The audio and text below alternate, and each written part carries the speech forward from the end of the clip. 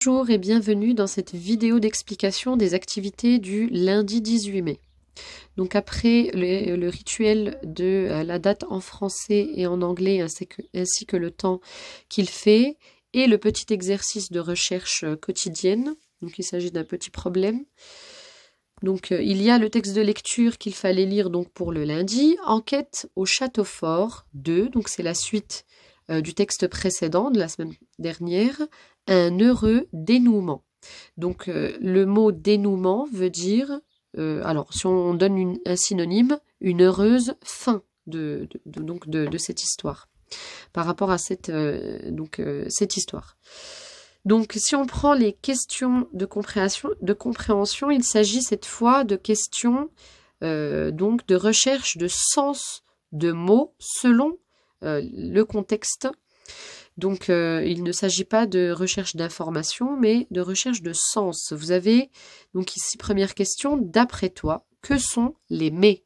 Donc d'après ce que tu comprends du texte. Il faut reprendre la phrase où se trouve ce mot et donc expliquer avec tes mots qu'est-ce que cela veut dire.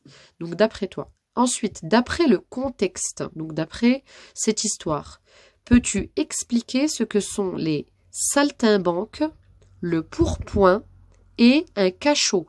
Donc ce sont des mots qui sont un peu compliqués, qui se trouvent à l'intérieur du texte, mais qui peuvent être compris grâce donc aux phrases, grâce aux mots qu'il y a autour, grâce à votre imagination de cette histoire. Donc il est important d'écrire ce que vous pensez vous-même, qu'est-ce que cela veut dire, et ensuite vous verrez à la correction ce que donc le vrai sens de ces mots selon le contexte. Donc ensuite, en grammaire, il s'agit d'activités sur les phrases. Donc un premier exercice d'analyse de phrases, donc exercice habituel. Ensuite, il y a la structuration de l'attribut du sujet. Donc on a déjà vu auparavant l'attribut du sujet. On revoit ici dans le détail et avec une leçon qui vient juste à la suite, pardon. Donc vous avez un exemple ici. Le miroir est grand. Donc grand. Sa fonction, c'est d'être l'attribut du sujet, le miroir. Donc ici, c'est une phrase qui est conjuguée avec, dont le verbe conjugué est le verbe être. Donc, nous avons un attribut du sujet. Grand est l'attribut du sujet, le miroir. Il peut être remplacé par un autre verbe d'état. Donc, que sont les verbes d'état? Le miroir paraît grand. Donc, les verbes d'état, je vous ai mis une liste ici. Ce sont les verbes paraître, sembler, rester, demeurer, devenir, avoir l'air. Je ne l'ai pas mis, mais je le dis à l'oral. Donc, à chaque fois que vous avez ces verbes, donc qui sont conjugués dans les phrases, ils sont suivis d'un attribut du sujet. Ce sont des verbes d'état. Donc ici, par exemple, le miroir est comment? Il est grand. Donc la fonction de grand, alors attention à ne pas confondre la nature et la fonction. La nature du mot grand, c'est un adjectif. C'est un adjectif. Donc, la fonction du mot grand, c'est d'être attribut du sujet, le miroir. Donc, le miroir est grand. Le miroir paraît grand. Donc, on peut remplacer être par paraître. Et c'est ce que vous avez à faire dans les phrases qui suivent, donc à l'aide des verbes qui sont présentés, les verbes d'état. Ensuite, il y a une petite vidéo à regarder donc, qui explique la fonction d'attribut du sujet dans la phrase. Donc, je vous invite à la regarder. C'est une vidéo des fondamentaux qui va vous aider à comprendre. Donc ensuite, l'exercice suivant. Dans les phrases suivantes, souligne l'attribut du sujet quand il y en a. Donc ici, attention à bien regarder. Est-ce que vous avez un attribut du sujet ou pas? Donc ensuite, vous avez la leçon sur l'attribut du sujet. Donc l'attribut du sujet fait partie du groupe verbal. Donc il suit toujours le verbe. Vous savez que le groupe verbal se compose du verbe et d'un complément d'objet direct, par exemple, ou d'un complément d'objet indirect, quand il y en a dans la phrase. Ici, il s'agit d'attributs du sujet qui suivent les verbes d'état. Donc, il ne peut pas être supprimé car cela empêcherait de comprendre le sens de la phrase. Si on dit le miroir est, et on s'arrête là, et on ne comprend pas la phrase. Il est situé juste après le verbe être ou un autre verbe d'état. Donc, il est important de retenir cela, c'est que vous avez un attribut du sujet lorsque vous avez le verbe être qui est conjugué dans une phrase, ou alors les verbes d'état, donc sembler, paraître, devenir, avoir l'air, demeurer, rester, comme on a vu dans l'exercice précédent. Donc vous avez ici des exemples, je vous laisserai les lire. Donc l'attribut du sujet apporte des précisions sur le sujet. Il s'accorde avec celui-ci.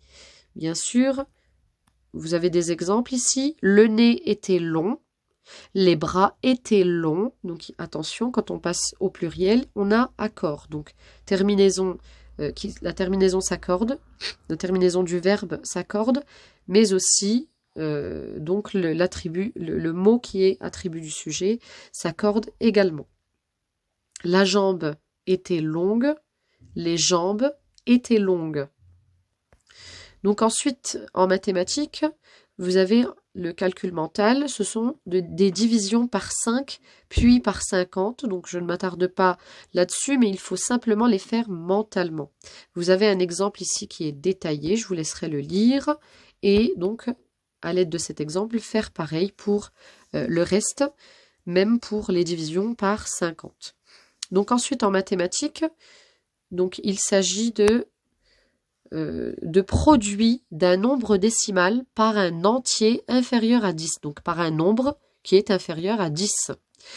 Donc pour la première activité, donc c'est une activité de découverte, puisque pour l'instant nous n'avons pas encore fait de produit. Alors le produit c'est une multiplication, on parle de produit lorsqu'on fait une multiplication.